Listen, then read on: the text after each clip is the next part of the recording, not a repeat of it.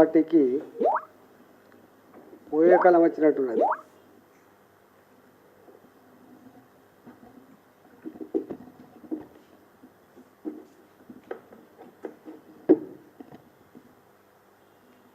ప్రజాస్వామ్య చరిత్రలో ఎప్పుడు ఒక పార్టీ పథకం ప్రకారం ఇంకొక పార్టీ ఆఫీస్ మీద దాడి చేసే సందర్భం లేదు. నిరసన చెప్పిన సందర్భం ఉండొచ్చు, దిష్టి బొమ్మలు తగలబెట్టిన సందర్భం ఉండొచ్చు, కానీ పథకం ప్రకారం దాడి చేసిన సందర్భం లేదు. నేను ఒకటే అడుగుతున్నా, రేవంత్ రెడ్డి గారి ప్రభుత్వం గింత బలహీనంగా ఉందా అంటున్నా నేను.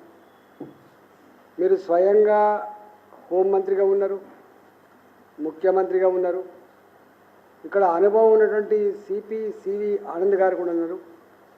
వందల మంది కర్రలతో రాళ్లతో పథకం ప్రకారం రెండు వైపుల నుంచి మళ్ళీ అటు ఇటు పారిపోకుండా ఉండేటువంటి దుర్మార్గమైన ఆలోచనతో మీరు దాడి చేసిందంటే అంటే మా భారతీయ జనతా పార్టీ కార్యకర్తల రక్తాన్ని కళ్ళ చూసే నీచాన్ని ఒడిగట్టడం కాదా అని చెప్పి అడుగుతున్నాను.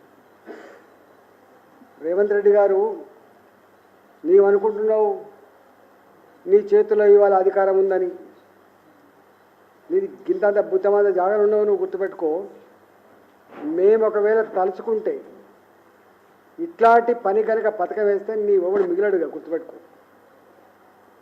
స్వతంత్ర సంగ్రామం నుంచి మొదలుపెట్టి ఈనాటి వరకు వెరవకుండా దడవకుండా దేశ రక్షణలో వేలాది మంది రక్తతర్పణం చేసిన, ప్రాణాలు అర్పించినటువంటి వారసత్వాన్ని నిలయం భారతీయ జనతా పార్టీ అనే విషయం మీరు మర్చిపోతున్నారు.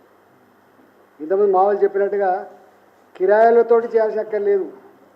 మేము నిజంగా చేయదలుచుకుంటే తుక్కు అయిపోతారు. మీరు గుర్తుపెట్టుకోండి. నేను ఒకటే, ఒకవేళ నీ ఇంటెలిజెన్స్ వ్యవస్థ విఫలమైందా లేదా నీవే పథకం ప్రకారం పని చేయించినవా, దీని మీద ప్రజలకు జవాబు చెప్పాల్సిన అక్కర ఉందని, అప్పటి వరకు నిన్ను వదిలిపెట్టే ప్రసక్తి లేదని చెప్పి దీన్ని హెచ్చరిస్తా ఉన్నాను. రెండవది, గతంలో అనేక 10 సంవత్సరాల కాలం పాటు మాటల పరమైనటువంటి, సిద్ధాంతపరమైనటువంటి, పనులపరమైనటువంటి చర్చ జరుగుతూ ఉంటుంది, విమర్శలు జరుగుతూ ఉంటాయి. స్వయంగా నరేంద్ర మోడీ గారు చాలా సందర్భాల్లో ఒక మాట అన్నాడు, ఇవాళ నన్ను తిట్టినన్ని తిట్లు దేశ చరిత్రలో ఎవరు పడకపోవచ్చు, నేను పడ్డన్ని తిట్లు ఎవరు పడకపోవచ్చు, మీ తిట్లే నాకు నిజమైన ఆశీర్వాదాలు, మీ తిట్లే నేను డైజెస్ట్ చేసుకొని మరింత శక్తివంతనవుతున్నా, మీ తిట్లకు సమాధానం, మీ తిట్లకు జవాబు నా దేశాన్ని మరింత పురోగమింప చేయడమే నా ఎజెండా అని చెప్పి ప్రకటించిన నాయకుడు మోడీ గారు. మ్యాచ్యూరిటీ లెవెల్స్ అంటే గట్టుంటాయి, పరిపక్వత ఉన్న నాయక నాయకుడు అంటే గట్టుంటాడు. కానీ ఇలా మాటల పరమైంది చేతకాకపోతే ఇట్లాంటి చిల్లర పని చేస్తుడు చిల్లర నాయకుడు అవుతారు తప్ప పెద్ద నాయకుడు కాడనే విషయం మీరు గుర్తుపెట్టుకోండి. అంటే మీకు ఆ దమ్ము లేదు, సత్తా లేదు, చెప్పుకునేటువంటి స్తోమత లేదు కాబట్టి పనిచేస్తుంది. అసలు కథ ఏంటంటే, తెలంగాణ రాష్ట్రంలో ప్రతి గడపల గీలనా మా ముఖ్యమంత్రి అని చెప్పి ఇలా భావిస్తున్న సందర్భం. ఇది విఫలమైన ప్రభుత్వంగా అతి తక్కువ కాలంలోనే ఈ ప్రభుత్వం మీద సంపూర్ణమైన అవిశ్వాసాన్ని, నిరసన వ్యక్తం చేస్తున్న సందర్భంలో దీని నుంచి డైవర్ట్ చేయడం కోసం ఈ చిల్లర పని చేసినట్టుగా భావిస్తామని నెంబర్ 1. నెంబర్ 2 ఏంటంటే, అసలు ఢిల్లీలో ఉన్నటువంటి అధిష్టానానికి కూడా వీళ్ళ చేసే చర్యలు, వీళ్ళ చేష్టలన్నీ కూడా ఏవగింపుగా ఉన్నాయి కాబట్టి చాలా వార్తల్లో వస్తున్నాయి. ఇంటర్వ్యూలో ఇవ్వలేకపోతున్నారు, కలవలేకపోతున్నారు, అపాయింట్మెంట్ ఇవ్వలేకపోతున్నారు.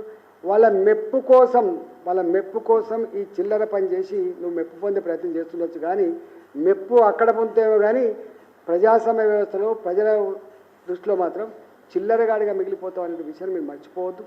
నేను డిమాండ్ చేస్తున్నా, దీన్ని తీవ్రంగా ఖండించడమే కాకుండా, ఇవాళ పార్టీ ఆఫీస్ అంటే ముఖ్యమైన నాయకులందరూ ఉంటారు.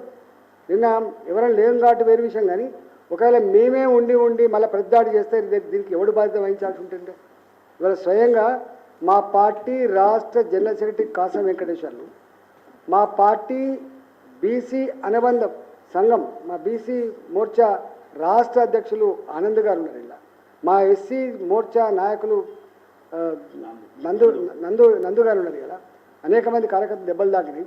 మేము సంయమనం పాటించిన కాదు నడుస్తుంది బిడ్డ, లేకపోతే సంగతి ఏదో తెలుస్తుంటుంది. నేను ఒకటే, ప్రభుత్వం ఇవాళ పిసిసి అధ్యక్షుడు చెప్పింది కాబట్టి దీనికి సంపూర్ణమైన బాధ్యత ప్రభుత్వమే వహించాలని చెప్పి నేను కోరుతా ఉన్నా, డిమాండ్ చేస్తా ఉన్నా. క్షమాపణ చెప్పడమే కాకుండా అసలు దీని మీద వాళ్ళని సంపూర్ణంగా చర్య తీసుకోవడమే కాకుండా ఇంటెలిజెన్స్ ఫెయిల్యూర్గా అంగీకరించడమే కాకుండా ఇలాంటి వాటికి బహిరంగంగా క్షమాపణ చెప్తున్నాం, మేము మళ్ళీ ఇట్లా చోటు చేసుకోమని చెప్తేనే తప్ప, లేకపోతే నిన్ను ఎదుర్కోవడం, నిన్ను నిలవరించడం మా భారతీయ జనతా పార్టీకి పెద్ద లెక్క కాదని చెప్పి నేను తెలియజేస్తా ఉన్నా. మొన్న ఎంత చిల్లర ఉంటుందంటే, అంటే ఏదైనా అడుక్కుంటప్పుడేమో బదులన్నట్టు అడుక్కుంటారు, మళ్ళీ బయటకు వచ్చేమో హీరోళ్ళ లెక్క చదవమనే ప్రయత్నం చేస్తారు.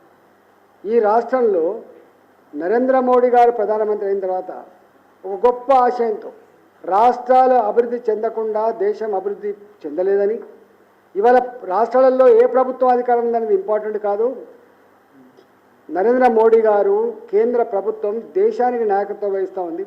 అది అరుణాచల్ ప్రదేశ్ కావచ్చు, అది గుజరాత్ కావచ్చు, అది జమ్మూ అండ్ కాశ్మీర్ కావచ్చు, అది తెలంగాణ కావచ్చు అనేటువంటి భావనలో ప్రభుత్వాలు ఏమున్నప్పటికీ కూడా సమగ్రమైన అభివృద్ధి ఎజెండాగా వారు ఇక్కడ ఆనాడు బీఆర్ఎస్ పార్టీ ఉన్నా, ఇవాళ కాంగ్రెస్ పార్టీ ఉన్నా కూడా రైల్వే టెర్మినల్ల కోసం చెర్లపల్లి రైల్వే టెర్మినల్ 415 కోట్లు, ఇవాళ 700 పైచిలుకు కోట్లు సికింద్రాబాద్, 450 పై కోట్లు కాచిగూడ, 350 కోట్ల రూపాయల పైచిలుకు నాంపల్లి, అంటే 2000 కోట్ల రూపాయలతో ఇవన్నీ భూమి పూజలు చేసుకొని చెర్లపల్లి కంప్లీట్ అయింది. చెర్లపల్లి రైల్వే స్టేషన్ టెర్మినల్ని ఇంత అంటే మొత్తం దేశ చరిత్రలోనే ఇట్లాంటి రైల్వే టెర్మినల్ మొట్టమొదటిసారిగా నిర్మాణం కాబట్టి తెలంగాణ గడ్డ మీద హైదరాబాద్లో ముఖ్యమంత్రి గారు ఇక్కడనే ఉంటారు, కానీ వర్చువల్గా పాల్గొంటా అని చెప్పి పాల్గొనలేదు. కానీ నాకు అనిపిస్తుంది ఆ ముఖ్యమంత్రి గారు ఓల్డ్ సిటీలో మాత్రం బాదుపుర చిన్న ఒక ఫ్లైఓవర్ని ఇనాగ్రేట్ చేయడానికి ఓవైసీ బ్రదర్స్ని ఒక పక్కకు అన్నను ఒక పక్కకు తమ్ముని కూర్చోబెట్టుకొని వెకిలి మాటలు మాట్లాడతారు. ఏమని, మాకు దమ్ము నొల్లం, మేము పట్టి లాక్కొచ్చి పైసలు ఇప్పిస్తా, మోడీ గారిని లాక్కొస్తావు, మోడీ గారిని పట్టుకొచ్చి పైసలు ఇప్పిస్తావు అంటే కూట్ల రాయి తీయలేనోడు ఏట్ల రాయి తీసినట్టుగా మోడీ గారు ఎక్కడ, మీరెక్కడ, భారతీయ జనతా పార్టీ ఎక్కడ, నీ పార్టీ ఎక్కడ, వారి అనుభవం ఎక్కడ, నీ అనుభవం ఎక్కడ మాట్లాడేటప్పుడు ఇట్లనే అంతకుముందు కూడా బీఆర్ఎస్ పార్టీకి ఇట్లే మాట్లాడింది. మోడీ ఏం ముఖం పెట్టుకొని తెలంగాణకు వస్తాడు, పోస్టర్లు వేసిండ్రు, ఏమైపోయింది చూసిండ్రు. ఇవాళ నీవు కూడా అదే పని చేస్తున్నావు, ఢిల్లీకి పోతావు, అపాయింట్మెంట్ అడుగుతావు, ఆ మంత్రి దగ్గరికి పోతావు, ఈ మంత్రి దగ్గరికి పోతావు, ఇది కావాలంటావు, అది కావాలంటావు, ఇక్కడికి వచ్చేమో ప్రగల్భాలు పలుకుతూ ఉంటావు, ఉత్తర కుమారి ప్రగల్భాలు పలుకుతున్నావు. ఇదంతా కూడా తెలంగాణ ప్రజల హృదయాల్లో రిజిస్టర్ అవుతూ ఉంది, మర్చిపోకు. దీనికి అంతా తప్పకుండా మూల్యం చెల్లించక తప్పదని చెప్పి హెచ్చరిస్తూ ఉన్నాం. ఇవాళ నేను ఒకటే ప్రజాస్వామికవాదులని తెలంగాణ ప్రజానికాన్ని విజ్ఞప్తి చేస్తూ ఉన్నా, ఇలాంటి చిల్లర మల్లర పనిచేసి ఇంకా నేను ప్రజాస్వామ్యానికి ప్రతీక అని చెప్పి ఈ రాజ్యాంగాన్ని పట్టుకుని తిరిగేటువంటి కాంగ్రెస్ పార్టీ నాయకుల యొక్క వెకిలి చేష్టల్ని అర్థం చేసుకోమని, ఇట్లాంటి వాడికి తప్పకుండా గుణపాఠం చెప్పాలని చెప్పి నేను ప్రజాస్వామికవాదులకి అదేవిధంగా తెలంగాణ ప్రజానికి విజ్ఞప్తి చేస్తా ఉన్నాను.